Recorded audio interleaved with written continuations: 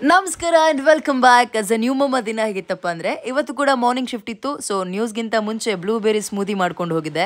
But chia ಜಾಸ್ತಿ ಹಾಕಿದೆ, ಕಲ್ವ ಥರ ಆಗೋಗ್ಬಿಟ್ಟಿತ್ತು. ಆ್ಯಂಡ್ ಮನೆಗೆ ಬಂದು ಮಗುಗೆ ಫೀಡ್ ಮಾಡಿ ನನಗೆ ಅಮ್ಮ ಬಿಸಿಬೇಳೆ ಬಾತ್ ಮಾಡಿಕೊಟ್ಟಿದ್ರು. ಅದನ್ನು ತಿಂದು ಆಫೀಸ್ಗೆ ಹೋದೆ, ಮುಗಿಸಿ ನೇರ ಹೋಗಿ ಜಿಮ್ಗೆ.